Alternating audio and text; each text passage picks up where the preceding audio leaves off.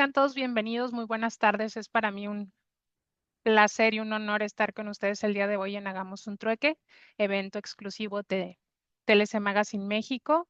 Y pues me da muchísimo gusto saludarlos, saludar a nuestros panelistas y a nuestro invitado del día de hoy. Hola, Gerardo, un gusto saludarte. Muchísimas gracias, muy buenas tardes a toda la audiencia. Licenciada Elvia Cohen, un gusto tener la oportunidad de estar esta tarde con su audiencia y muchas gracias por la invitación. Es un placer y pues gracias por acompañarnos. Agradecemos a todos los que se siguen sumando por medio de redes sociales y a los que se están conectando por medio del Zoom. Doctor Máximo, siempre es un placer verlo, saludarlo y que nos pueda acompañar el día de hoy. Y pues el día de hoy, el fedatario Gerardo Ambrosio González nos va a platicar sobre la actuación notarial en el blanqueo de capitales en la sesión de Hagamos un Trueque de hoy, que como bien saben, es la intención de Hagamos un Trueque es generar esta comunidad que nos platique de temas de interés con un toque humano y para eso es que está el día de hoy el fedatario Gerardo Ambrosio. Muchísimas gracias a todos y si me permiten, antes de cederle los micrófonos y poder continuar con nuestra orden del día. También, Héctor, bienvenido, un gusto saludarte. Qué bueno que andas por acá. Y si me pueden apoyar compartiendo la semblanza, doy lectura de manera muy breve. Jurista con amplia formación académica, egresado de la Escuela Libre de Derecho, con mención especial y mejor promedio de su generación, cuenta con diversas especialidades, con mención honorífica por la Universidad Panamericana, así como maestría, doctorado y posgrado en Derecho con excelencia académica. Está certificado en cumplimiento normativo y prevención de operaciones con recursos de procedencia ilícita. Ha sido profesor en instituciones como la Universidad Panamericana, la Universidad La Salle y la Escuela Libre de Derecho. Además de conferencista a nivel nacional, se desempeña como notario público 17 en Pachuca, es miembro de organismos notariales y como destacables, autor del libro El régimen legal de los poderes en el derecho mexicano, publicado por el editorial Tirán Leblanc en México. Coautor del libro Centenario de la Constitución Mexicana de 1917, Ensayos del Notariado Mexicano, editado por el Colegio Nacional de Notariado Mexicano, y coautor del libro 500 años del notariado en territorio nacional, editado por el Colegio Nacional del Notariado Mexicano. Y pues sin más preámbulo, le damos la bienvenida y le agradecemos muchísimo el que nos comparta parte de su conocimiento el día de hoy. Estaremos muy atentos y si nos permite al final, por medio del chat y por medio de interacción por este mismo Zoom, pues daremos unos minutos al final para algunas preguntas. Muchísimas Gracias. gracias y el micrófono es suyo. Muy bien, pues muy buenas tardes. Como les comentaba, originalmente me da mucho gusto tener la oportunidad de compartir esta tarde de reflexión, de análisis, de estudio y de precisar muchos aspectos jurídicos. Hoy vamos a hablar de un tema que es el lavado de dinero. Por petición de principio, tenemos que iniciar definiendo este concepto para poder acotar la materia de nuestro estudio. El lavado de dinero es un delito que consiste en ocultar el origen ilícito de bienes y recursos obtenidos a través de actividades ilegales.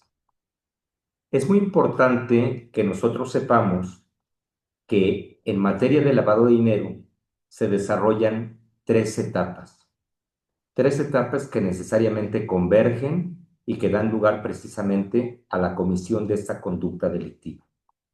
La primera de ellas, denominada colocación, que significa introducir al sistema financiero el dinero proveniente de actividades de origen ilícito.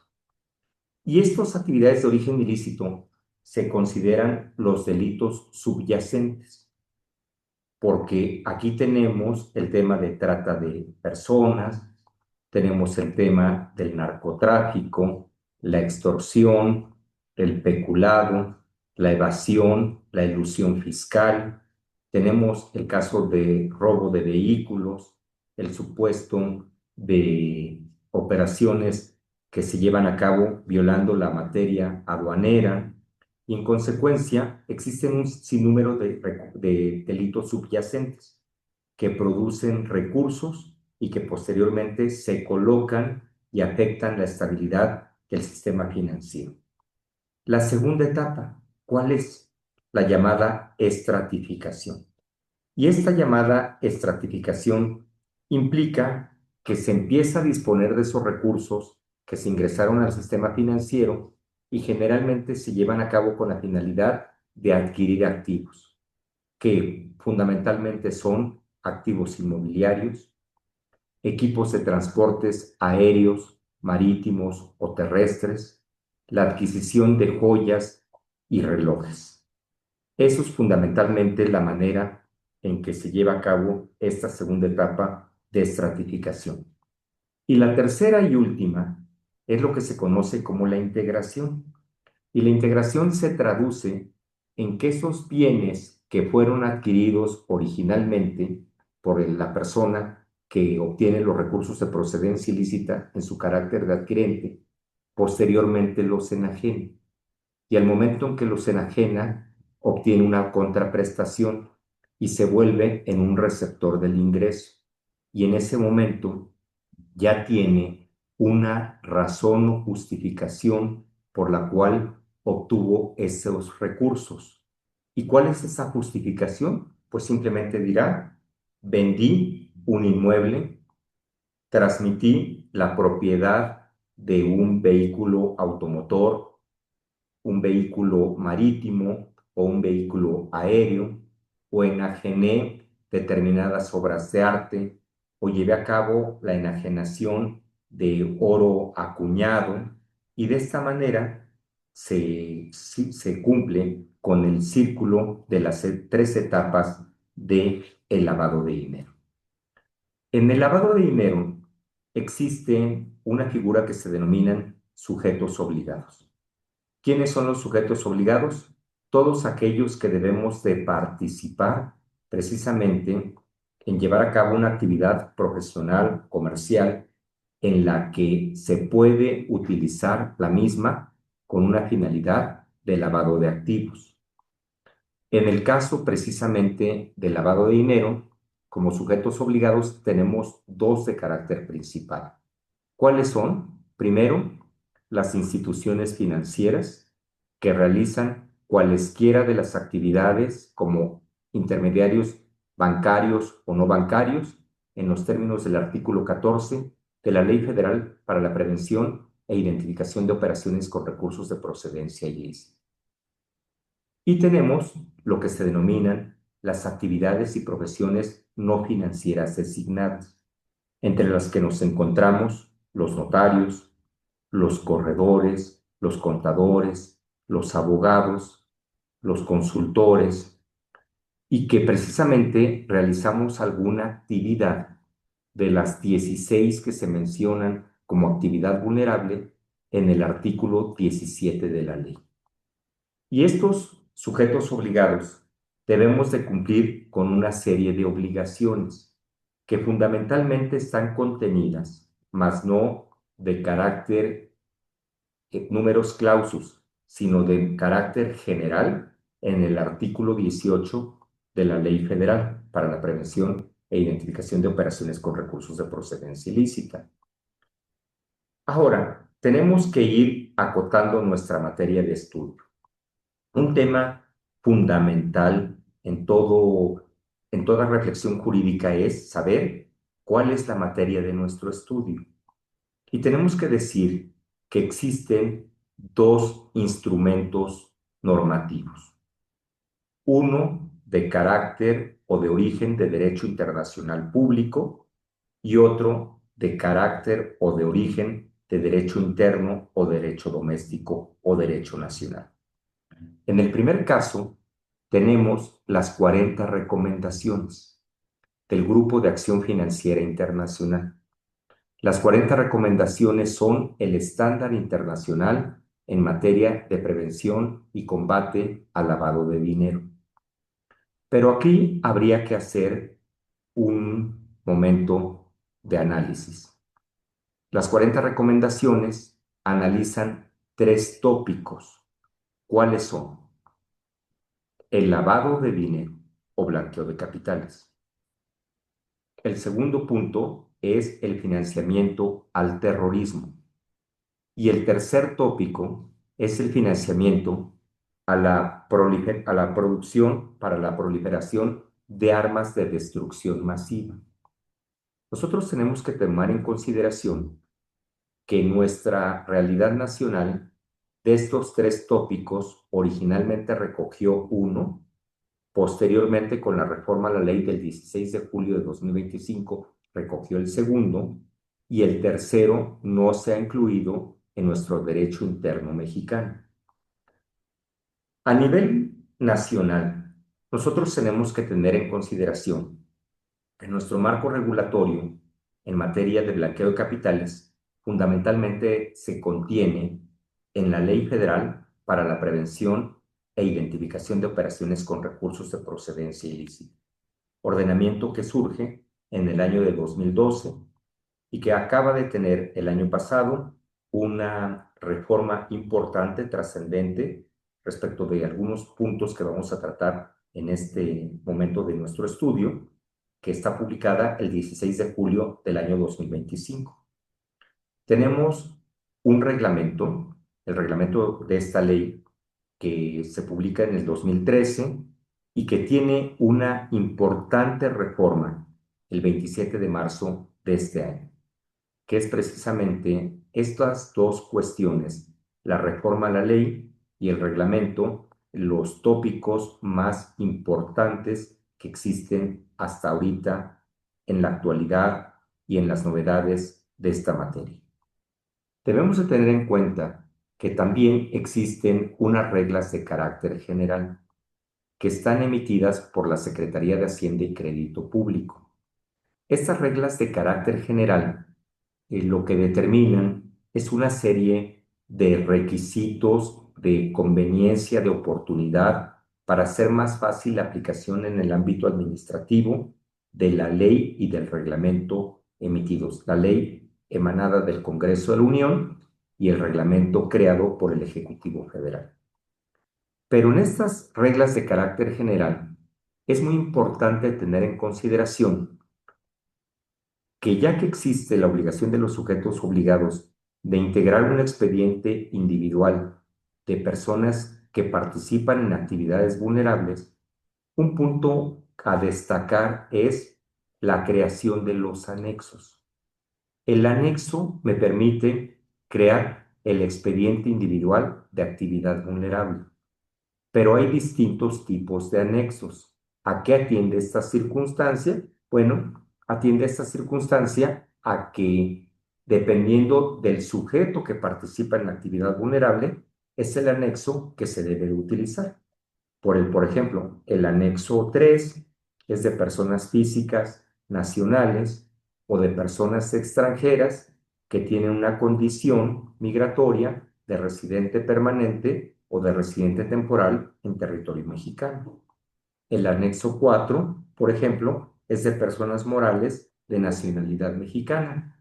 Y tenemos anexos aplicables a personas morales extranjeras y anexos aplicables a cuando participan personas eh, morales de derecho público. Y así tenemos que ir utilizando el anexo que corresponda. ¿Por qué razón?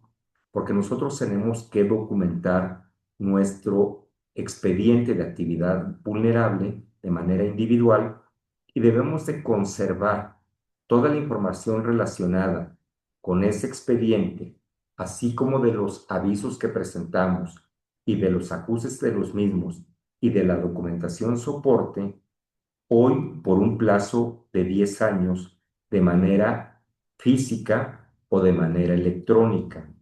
Antes de la reforma a la ley y antes de la reforma al reglamento, el plazo de conservación de la información era de 5 años.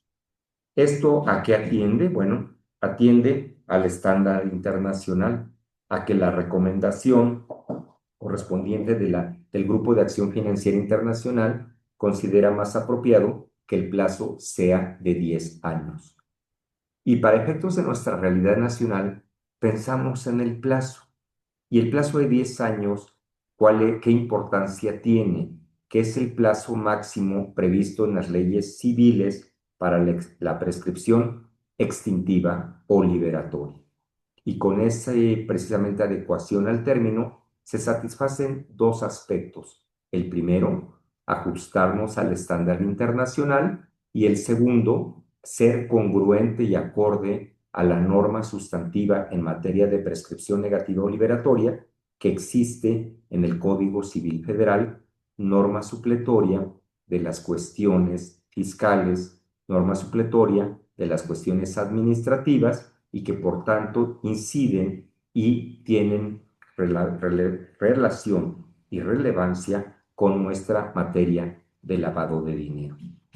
También tenemos que tomar en consideración que de los sujetos obligados, las entidades financieras lo que hacen es presentar informes, y de los sujetos obligados, los que tenemos que presentar, tenemos que presentar una comunicación a la autoridad en las actividades y profesiones no financieras designadas, se denominan avisos. Pero en realidad tenemos un efecto común, que es transmitir la información que tenemos con motivo del desarrollo de nuestras actividades a la autoridad. Pero aquí es muy importante que nosotros tengamos en cuenta un aspecto. Los notarios, los corredores públicos,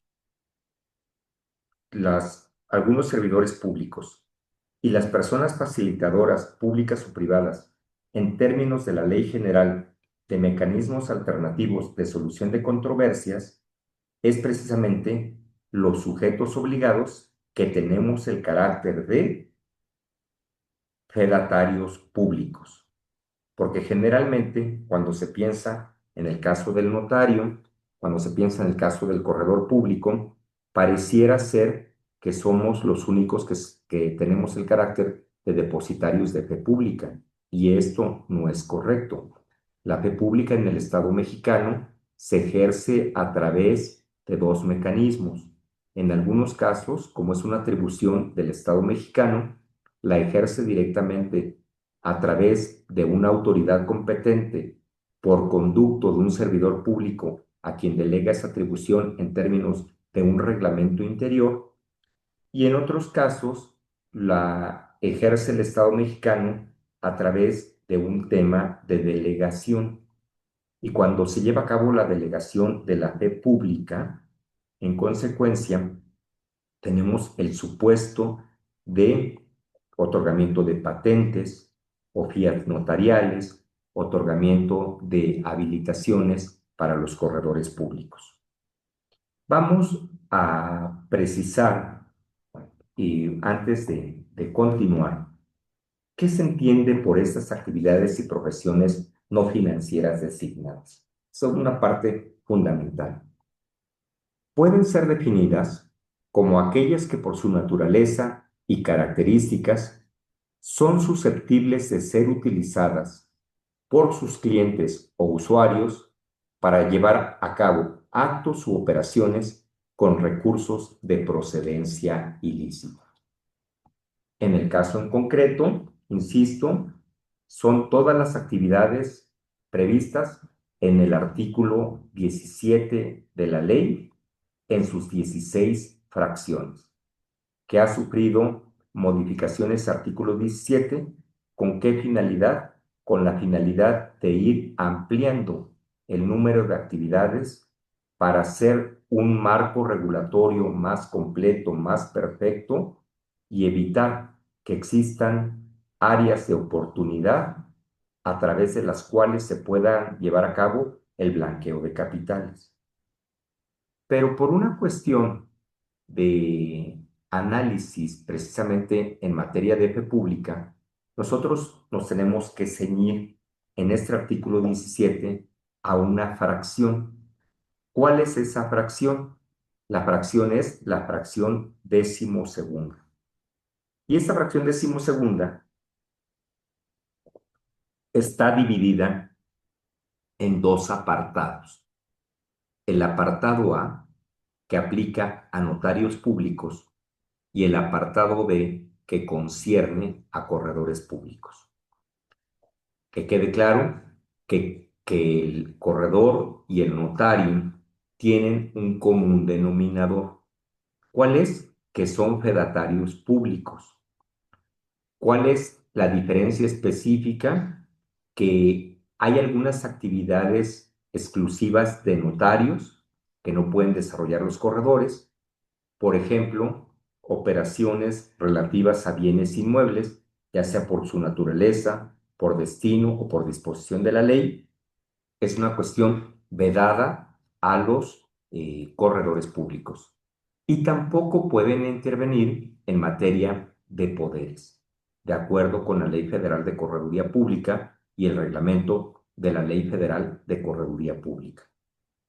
Y en el caso de los corredores públicos, son fedatarios en materia de comercio, son auxiliares independientes del comerciante, ya sea persona física o persona moral, pueden llevar a cabo, y es una actividad en la que participan con una gran función, que es precisamente en emitir avalúos, y emiten avalúos que tienen valor para efectos fiscales federales en los términos del artículo 3 del reglamento del Código Fiscal de la Federación, y adicionalmente de acuerdo con la resolución miscelánea fiscal aplicable para este ejercicio de 2026, así como ha ocurrido en las resoluciones misceláneas fiscales anteriores, se les reconoce precisamente el valor de avalúos fiscales federales, aquellos que son practicados por corredores públicos.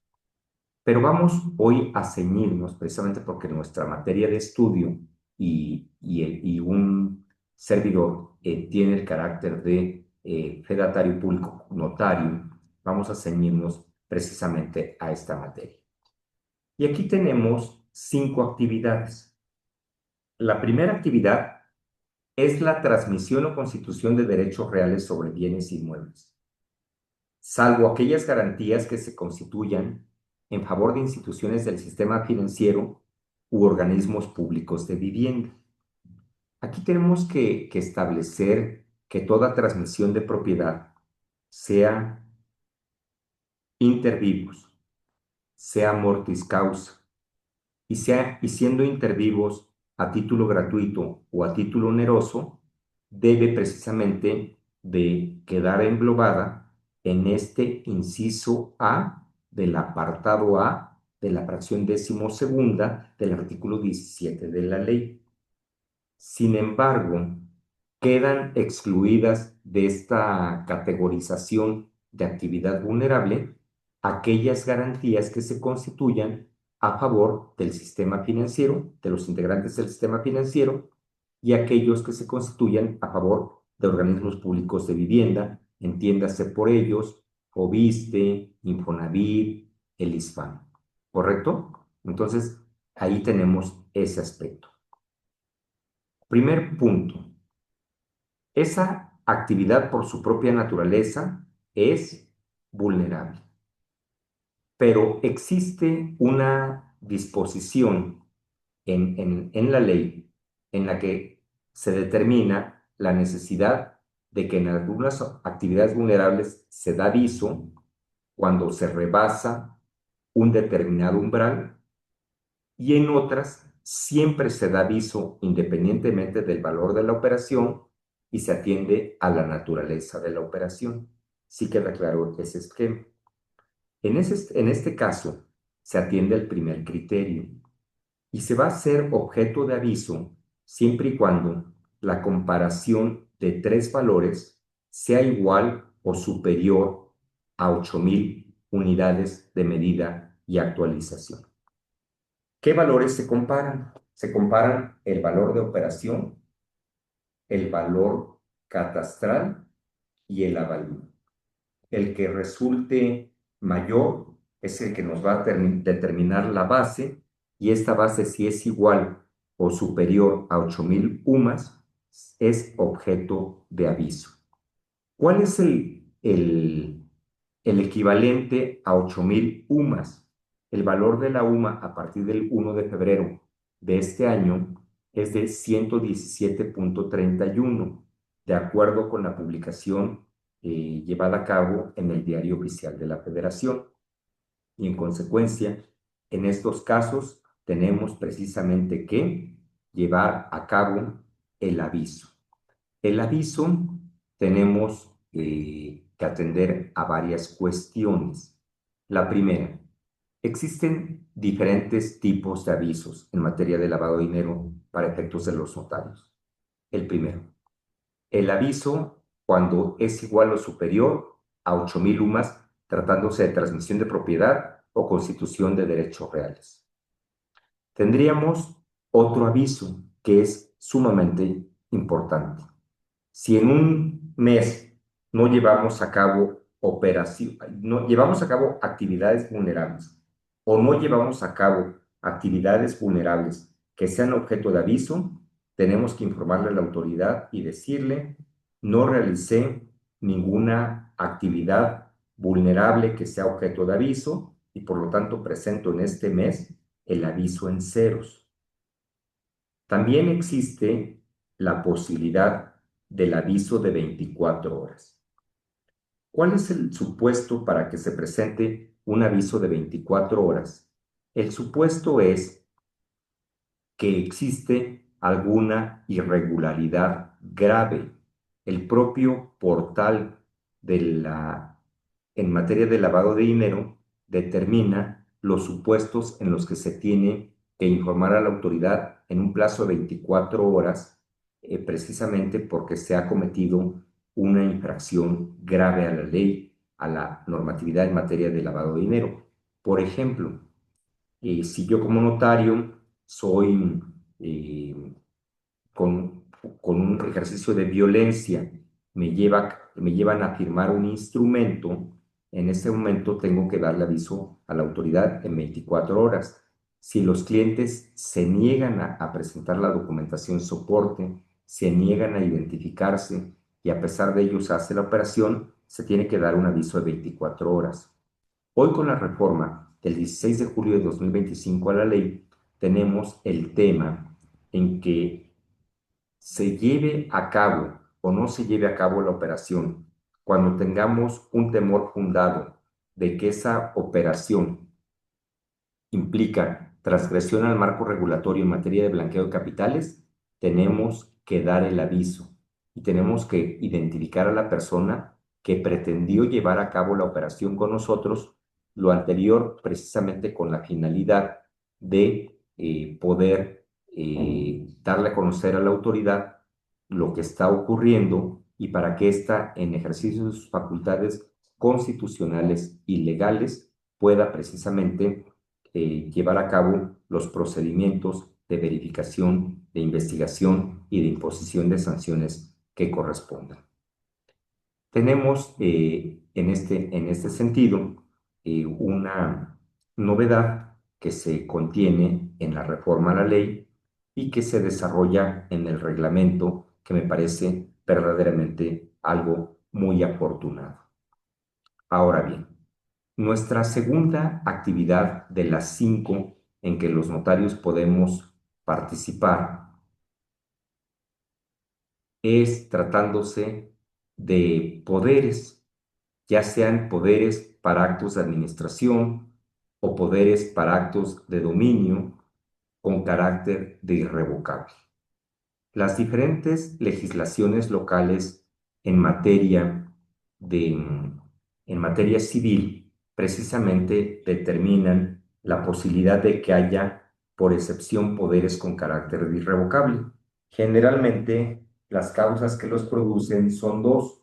La primera es que se trate de un medio para cumplir con una obligación contraída con anterioridad. Y la segunda causa eficiente por la cual puede haber lugar a un poder con carácter irrevocable es que se haya impuesto como una condición en un contrato de carácter bilateral.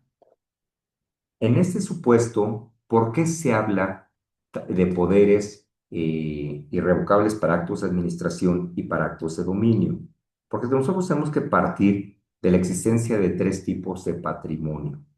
El patrimonio de derecho común, que está caracterizado por actos de administración o de mera conservación, el patrimonio en explotación, que es el propio de un comerciante, y el patrimonio de liquidación, que es precisamente cualquier proceso en el que se va a disolver y liquidar una persona moral o se va a extinguir un patrimonio. Y en el caso del poder general o poder especial para actos de administración con carácter irrevocable, es el supuesto, por ejemplo, de una inmobiliaria. La inmobiliaria tiene activos fijos y tiene activos circulantes. En el caso de la mercancía que enajena la inmobiliaria son departamentos, casas y terrenos. Y para enajenar esos departamentos, casas o terrenos, tenemos que determinar qué facultades requiere su representante. Un representante en un patrimonio en explotación requiere actos de administración. Y en el caso de un patrimonio de derecho común, como se caracteriza por actos de mera conservación, para poder enajenar se requiere un poder para actos de dominio. Es por ello que se hace esta distinción. ¿Sí queda claro? Ahora, vámonos a la otra o tercera actividad vulnerable en la que puede participar un notario. La tercera actividad vulnerable en la que puede participar un notario es en la constitución de personas morales, su modificación patrimonial derivada de aumento o disminución de capital social, de fusión o escisión, así como la compraventa de acciones y partes sociales de tales personas. Tenemos que tener en cuenta que desde el punto de vista de las evaluaciones mutuas que se llevan a cabo en todo el globo terráqueo, se ha determinado que a través de personas morales, a través de figuras jurídicas, que no necesariamente son personas morales, como podría ser una asociación en participación o joint venture, o podría ser a través de una comisión mercantil, o podría ser a través de un fideicomiso, se llevan a cabo precisamente el mayor número de operaciones a través de las cuales se efectúa el blanqueo de capitales. Es por ello que con la reforma de julio de 2025, la ley se modifica y se modifica para bien, porque antes el umbral para dar el aviso era en función de que si el valor de la operación era igual o superior a un determinado número de UMAS. Y hoy todas las operaciones previstas, tratándose de constitución de personas morales, modificación patrimonial derivada de aumento o disminución de capital social, fusión o escisión, así como la compraventa de acciones y partes sociales, siempre son objeto de aviso.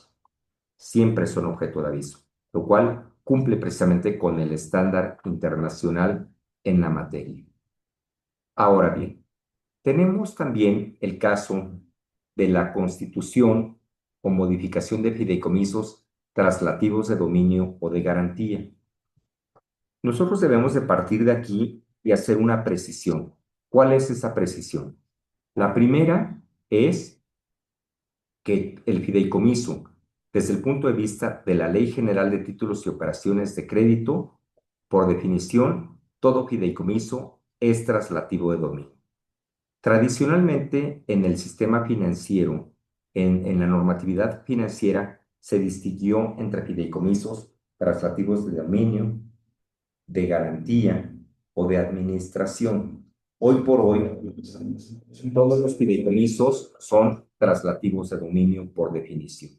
Por lo tanto, ya debió haberse nada más quedado la expresión fideicomiso y ya no debió haberse hecho la distinción entre traslativos de dominio o de garantía.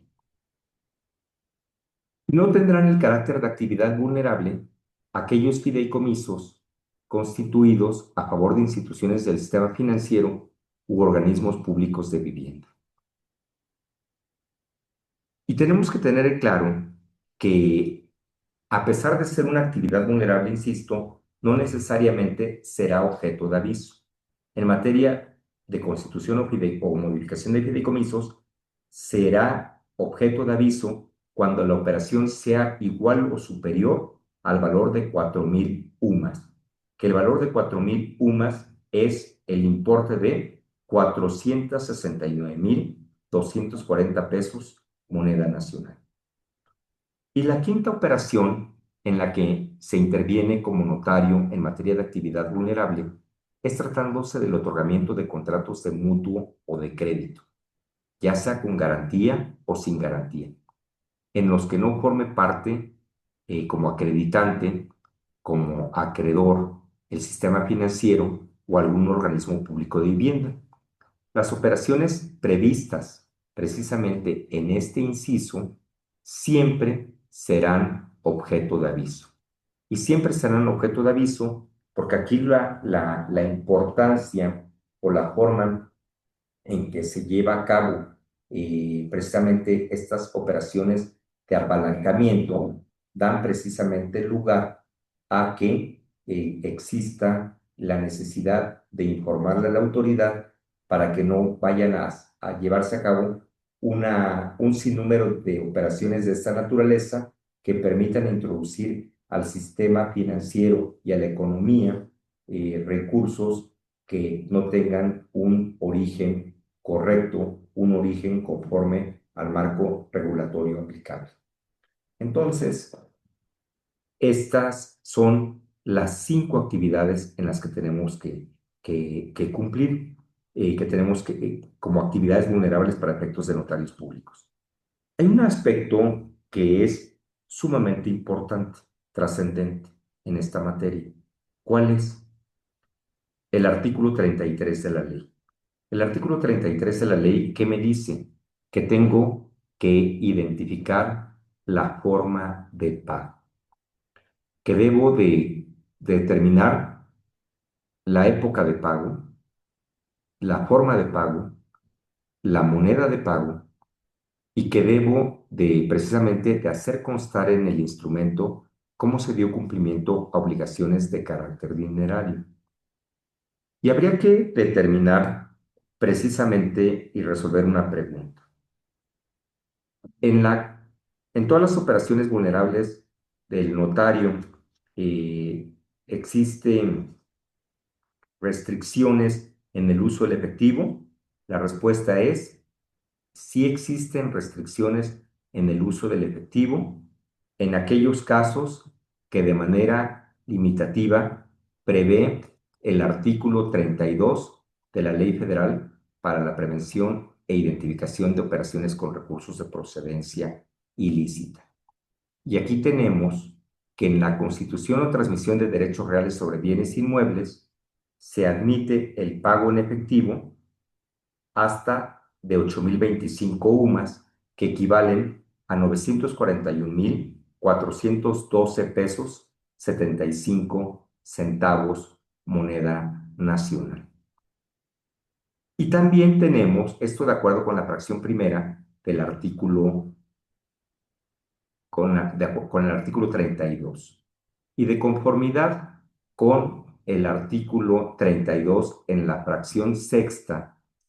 Existe también restricción en el uso del efectivo cuando se trata de transmisión de dominio o constitución de derechos reales de cualquier naturaleza sobre títulos representativos de partes sociales o de acciones de personas morales, siempre sea un monto igual o superior a 3,210 UMAS.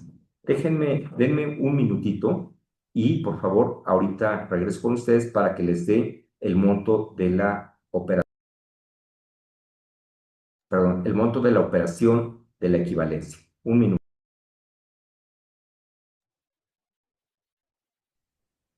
Claro que sí, aquí esperamos. De igual manera, los invito a que puedan compartir sus preguntas por medio del chat para que al finalizar la sesión, pues se las podamos compartir al doctor Gerardo Ambrosio. También les compartí la liga del canal de WhatsApp en donde se están compartiendo pues, los diferentes eventos y boletines y temas de interés en comercio exterior, aduanas, fiscal y cumplimiento para quienes se quieran sumar. Y pues vamos a darles unos minutitos al doctor Gerardo Ambrosio para que se vuelva a poner en contacto con nosotros. En el caso precisamente Listo.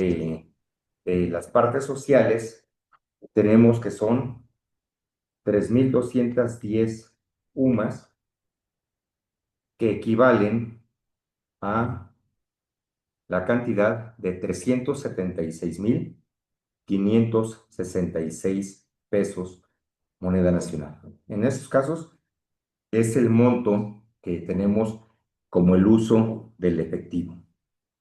Tenemos que tener en cuenta que el reglamento y, bueno, primeramente la ley y posteriormente el reglamento tuvieron modificaciones muy importantes.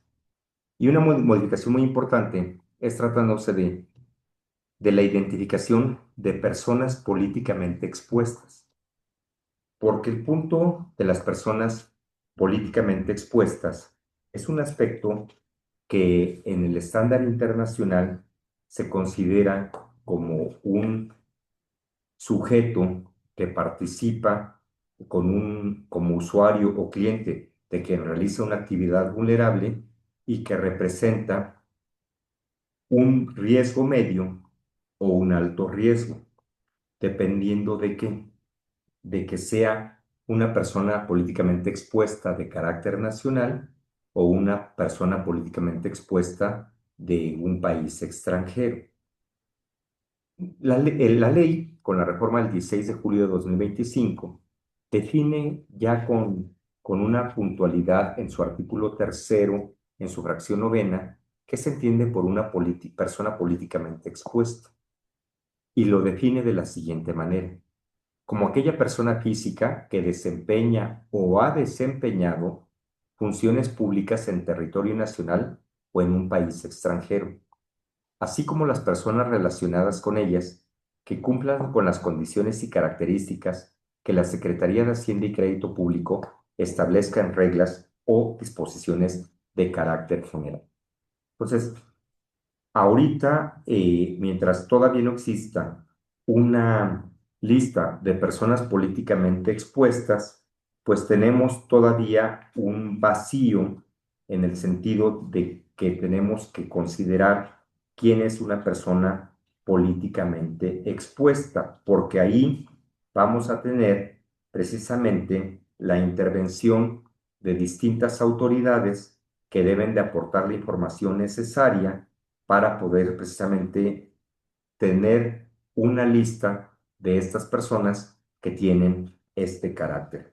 Este aspecto es una cuestión totalmente fundamental. En materia de acumulación de operaciones, tenemos que tomar en consideración que puede llevarse a cabo por un sujeto durante un plazo de 6 meses distintas operaciones, pero algunas de ellas, cuando tienen un valor de umbral, no se alcanza el mismo, entonces no es una actividad vulnerable, pero a pesar de ello no se tiene que dar un aviso. Pero si se acumulan las operaciones, esas operaciones que se acumulan, llega un momento en que se logra alcanzar el monto o se rebasa ese monto. Y en ese momento se tiene que dar precisamente el aviso por acumulación.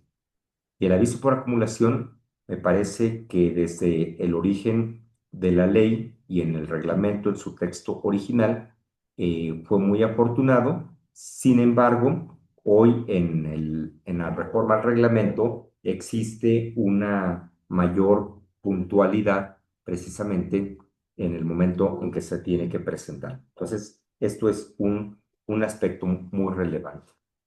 Nosotros tenemos que tener en cuenta que hay un mecanismo precisamente para que nosotros demos los avisos.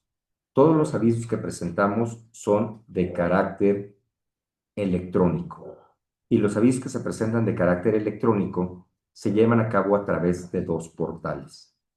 Uno, el Declaranot en línea, que es precisamente para el caso del inciso A del apartado A de la fracción 12ª, es decir, transmisión de propiedad o constitución de derechos reales sobre bienes inmuebles. Y existe el sistema Portal de Prevención de Lavado de Dinero, que es un portal que tiene la Unidad de Inteligencia Financiera como el órgano que en el Estado mexicano precisamente tiene encomendada desde el punto de vista normativo la función del blanqueo de capitales. Y ahí, por ejemplo, vamos a dar los informes en materia de poderes irrevocables, en materia de administración, en dominio, el caso de la constitución de personas morales, el caso del aumento o disminución de su capital derivados del incremento o disminución de su capital, el caso de la compra de acciones o de partes sociales, en el caso de los fideicomisos igualmente a través del portal de la Unidad de Inteligencia Financiera, al igual que en el caso de los préstamos o mutuos en los que no participen los organismos públicos de vivienda ni los integrantes del sistema financiero.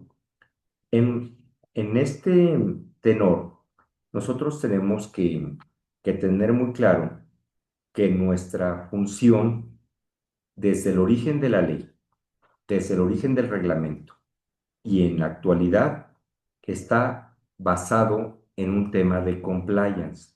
El tema de compliance implica crear una matriz de riesgo, establecer una política de disminución de esos riesgos para poder trabajar con un riesgo residual de acuerdo al apetito de riesgo del sujeto obligado. Hoy pareciera ser que muchas personas destacan como una novedad del reglamento el enfoque basado en riesgo. Sin embargo, esto no es así. Desde el origen de la ley y del reglamento se existe ese enfoque basado en riesgo. Sin embargo, hoy se reitera, hoy se perfecciona, pero siempre ha existido. Otro punto muy relevante que tenemos que tomar en consideración es precisamente de que la actividad vulnerable está sujeta a una auditoría, que puede ser interna o que puede ser externa, que tiene que tener el carácter de anual y que la propia autoridad tiene la facultad precisamente de exigir la presentación de la documentación soporte a través de la cual se demuestre y se acredite que aquellas observaciones que se formularon en la auditoría anual, ya sea interna o externa, se han cumplido. Un punto muy importante de la reforma al reglamento es aquella que determina que la unidad de inteligencia financiera debe de promover en las entidades federativas la creación de unidades especializadas en la recepción y análisis de información patrimonial, que es, digámoslo, en su justa medida y de acuerdo a su dimensión, una pequeña WIB en cada entidad federativa. Otro aspecto que resalta de la reforma al reglamento es que las visitas de verificación no solo se pueden constreñir en términos de la ley federal del procedimiento administrativo y por el personal del SAT, que es el que lleva a cabo la visita. Antes únicamente se podía verificar en el domicilio que se dio en el alta y registro de actividad vulnerable. Hoy se puede realizar también en el domicilio señalado como fiscal ante el Registro Federal de Contribuyentes, porque antes existía esa imposibilidad. Hoy, con la finalidad de localizar al sujeto obligado, se tiene esa posibilidad. Tenemos un punto muy importante en el reglamento. ¿Cuál es la fecha del acto o operación para que se determine el cómputo del plazo para presentar el aviso o no presentar el aviso?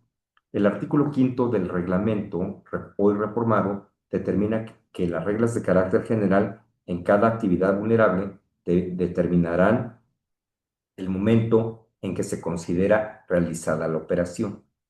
Pero para efectos de la fe pública ante notario y debemos de considerar que es la del instrumento público, así también como la del corredor público, o la fecha en que se haya llevado a cabo la protocolización, porque hoy se incluye el concepto protocolización. Antes no se incluía porque se consideraba, el notario puede dar fe dando forma legal, requisito de validez o requisito de existencia en algunos casos, y en otros la protocolización significa transcribir, insertar o reproducir en el instrumento un documento preexistente o una imagen de un documento preexistente. Entonces, hoy nuestro reglamento aclara este punto muy importante.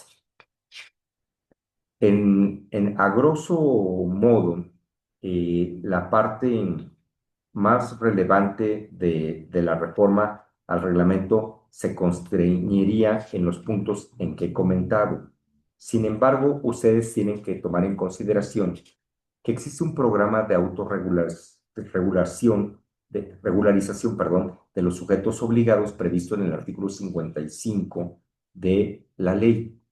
Y hoy, precisamente, este procedimiento, este programa de autorregularización está previsto de manera ya muy específica, de manera muy desarrollada en el artículo 55 bis del hoy reglamento reformado, que precisamente es la oportunidad para todas aquellas personas que realizamos actividades vulnerables de atenuar la responsabilidad en que podamos incurrir cuando se ha cometido alguna falta en materia de presentación de avisos ante la autoridad o en algún punto del incumplimiento de las obligaciones que debemos de satisfacer en términos del artículo 18 de la ley. Con este panorama, con esta reflexión, podemos hoy llegar a una conclusión. Y la conclusión a la que debemos de arribar es que el notario, el corredor público, en tratándose del caso de las actividades vulnerables previstas en el artículo 17, fracción décimo segunda, en su apartado A y en su apartado B, respectivamente, son personas o somos personas que auxiliamos a la autoridad en el desarrollo de nuestra actividad profesional para que se cumpla con el marco regulatorio aplicable. Y el marco regulatorio aplicable tiene una finalidad. ¿Cuál es? Que no se afecte al sistema financiero, que no se introduzca a la economía nacional recursos de procedencia ilícita y que se cumpla precisamente con los compromisos que el Estado mexicano contrajo en el exterior, precisamente con la finalidad de que no tengamos una responsabilidad internacional por no hacer caso, por no dar cumplimiento a los compromisos contraídos en el exterior. Para mí es un gusto estar en esta tarde con ustedes y tengo claro que la licenciada Elvia Cohen va a abrir un espacio para preguntas y que con mucha atención escucharé y daré respuesta. Para eso estoy, para servirles, para hacer que esta tarde ustedes tengan un momento de estudio, de análisis, y para mí es un placer servirles y estar con ustedes. Muchas gracias por la oportunidad. Muchísimas gracias, doctor, por toda la información compartida. Y si me permiten, quisiera aprovechar y antes de leer una de las preguntas que están aquí en el chat, cederle la palabra a nuestros panelistas. Los nombro por orden de llegada, si les parece bien. Doctor Máximo, adelante. Gracias, Elvia. Buenas tardes. Doctor Gerardo Ambrosio, felicidades, una charla estupenda, muy didáctica, desde luego, como buen doctor y maestro, no nomás por el grado, sino maestro en las aulas universitarias. Muchas Entonces, gracias. me gustó mucho su intervención, a tal grado que quisiera yo pedirle a Elvia que en alguna ocasión futura invitaran al doctor para que nos hablara también de un sujeto que tiene responsabilidad y que hoy no lo mencionó, que es el agente aduanal, el cual es una figura muy cercana al TLC por ser el que maneja más del 90% del comercio exterior mexicano, pasa por sus manos como el representante de los importadores y exportadores. Y también es un sujeto, desde luego, que la ley de lavado de dinero, esa ley que tiene un nombre inmenso, y nos gustaría oír sus comentarios. Claro que sí, con Felicidades, todo gusto, doctor. felicidades, doctor, y un abrazo muy afectuoso. Muchísimas gracias, doctor Máximo Carvajal. Escuchar esas palabras de usted son un motivo de aliento y gracias por la hospitalidad que me ha brindado. Muchas gracias. Gracias, doctor. Y adelante, Héctor. Claro que sí, me uno a la felicitación que hace el doctor Carvajal respecto de la presentación que nos dio el maestro el día de hoy. Me queda muy claro el hecho de que el blanqueo de capitales es un fenómeno delictivo muy complejo en materia de derecho penal económico contemporáneo, debido por muchos factores, entre ellos la elevada sofisticación financiera y la capacidad para infiltrarse en actividades económicas lícitas. Frente a este fenómeno, evidentemente, el notario se convierte en un actor estratégico, así como el doctor Carvajal apunta con toda puntualidad el hecho de que el agente aduanal se le ha reforzado su tarea de coadyuvante en materia de las operaciones de comercio exterior. En materia de lavado de dinero, lo mismo ocurre con el notario, porque entonces se eleva su función como actor estratégico de la prevención, toda vez que interviene en actos jurídicos de alto valor económico susceptibles de ser utilizados para legitimar recursos. En este contexto, el notario público, como nos lo fue describiendo, se ha transformado de manera progresiva, asumiendo un rol muy activo en los sistemas de prevención del lavado de dinero. Por ahí nos hizo los apuntes del Grupo de Acción Financiera Internacional, los tres pilares que tiene y bueno, evidentemente es un ente orientador en nuestra legislación.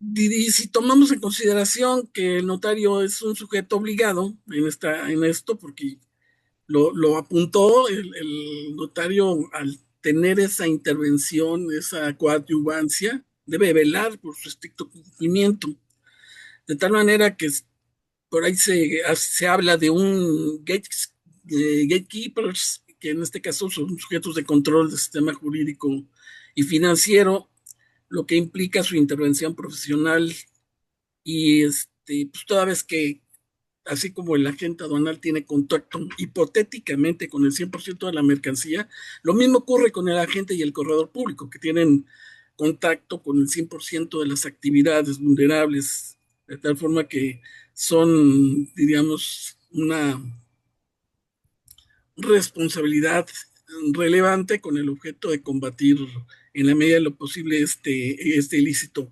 Sin embargo, yo espero que igual que ocurrió con los agentes aduanales, se dio una situación muy simpática, por decirlo elegantemente, pero los agentes aduanales, cuando se les imponen nuevas obligaciones, implica que tienen que llevar a cabo con mayor rigurosidad sus actividades.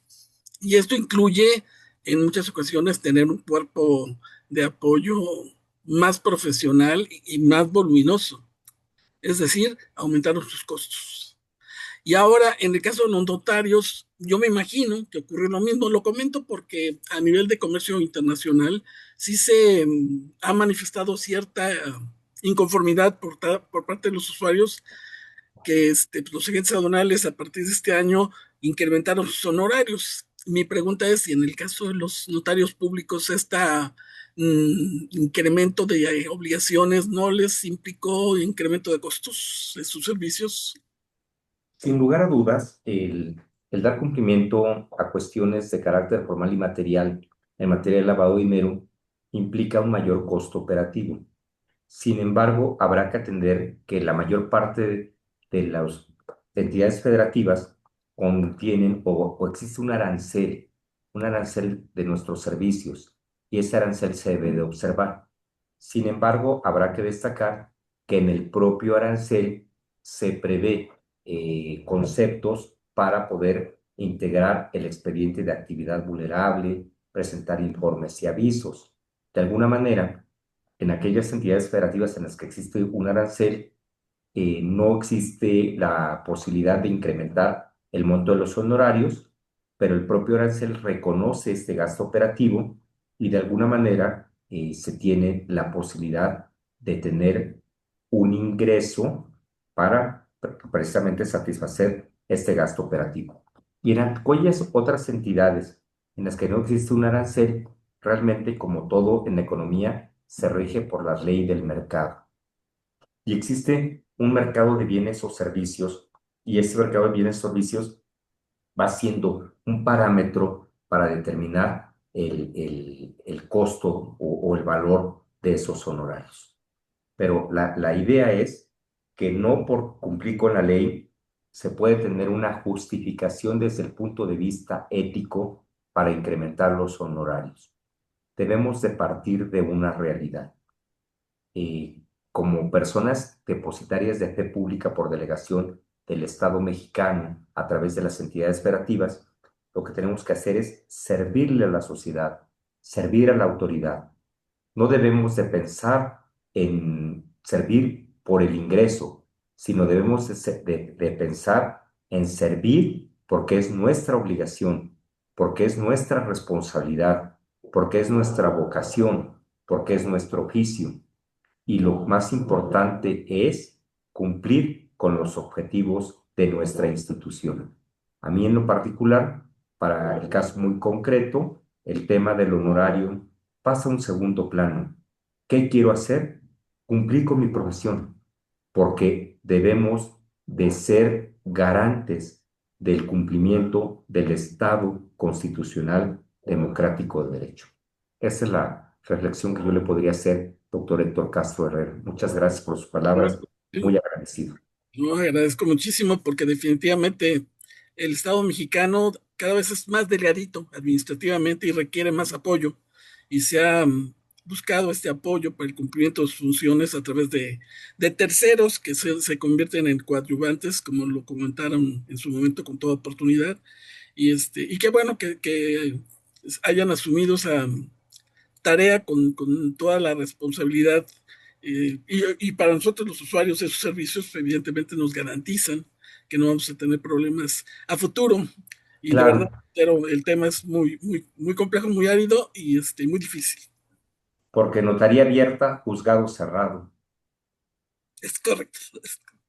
Muchísimas gracias. A sus órdenes. Muchísimas gracias a usted. Muchísimas gracias, Héctor Castro. Gracias también al doctor por sus aportaciones. Y de hecho, sí era parte también en el día a día el tema de reforzar el expediente para este tipo de operaciones, sobre todo para agentes aduanales, ha sido un tema de controversia, sobre todo para temas como, y me ha tocado, obras de arte, entre otros. Que sí es una carga operativa bastante considerable y que, como bien comentó Héctor también, pues encarece, pero pues es parte de estos controles, ¿no? Que se les están exigiendo y que cada vez son pues más enfocados a esta prevención. Recorrimos de la mano del doctor Gerardo sujetos obligados, vimos algunas particularidades, vimos también las recomendaciones o mencionó las recomendaciones de la GAFI. ¿Estas en dónde se pudieran consultar, doctor? En la propio portal del Grupo de Acción Financiera Internacional, como un organismo de carácter global, ahí va a encontrar usted tres instrumentos que debe de conocer. Primero, las recomendaciones.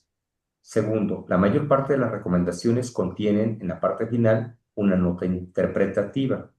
Y tercero, las guías.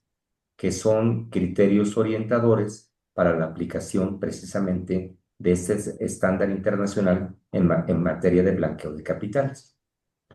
Para efectos de la evaluación de los países, únicamente se toma en cuenta la recomendación en el caso que exista una nota interpretativa, la nota interpretativa, pero no son objeto de evaluación las guías. Eso habrá que tenerlo muy preciso, pero las guías sí nos sirven para tener una luz en el camino que nos proporciona una información y sobre todo una exposición con mayor puntualidad y claridad que para efectos del análisis y del estudio resultan ser muy recomendables porque nos permite con un criterio metodológico y con un pensamiento crítico y con unos elementos de oportunidad conocer a mayor profundidad este estándar internacional en materia de blanqueo de capitales. Excelente, muchísimas gracias. También para efectos de consulta, eh, le agradezco muchísimo esa orientación. Y pues bueno, estamos sobre el tiempo y no me queda más que agradecer, doctor Gerardo. Yo creo que aquí comprometo de una vez a Magdalena para que lo contacte nuevamente y podamos ver eh, este tema adicional o ampliarlo, porque definitivamente hay inquietudes, también hay mucho interés y pues en el chat también le comparto que nos han dejado muchísimas felicitaciones y comentarios. Así que cerrando este tema, le agradezco muchísimo el tiempo, la participación y todo el conocimiento que compartió en la sesión de Hagamos un Trueque del día de hoy. Y si me permite, le doy lectura al reconocimiento que le hace llegar Hagamos un Trueque, que dice: otorgan el presente reconocimiento al fedatario Gerardo Ambrosio González por hacer un trueque en la plática virtual con el tema la actuación notarial en blanqueo de capitales. El día de hoy, 27 de abril del 2026, firmado por el doctor Octavio Latorre Estéfano, fundador del Consejo Editorial de TLC Magazine México, y la maestra Daniela Martínez, directora general de TLC Magazine México. Y para mí fue un honor, fue un gusto escucharlo como alumna de la maestría de cumplimiento corporativo aquí en Trade and Law College. Fue un gusto también y aprender muchísimo de usted, doctor. Así que Muchas gracias. Te bienvenido agradezco próximamente.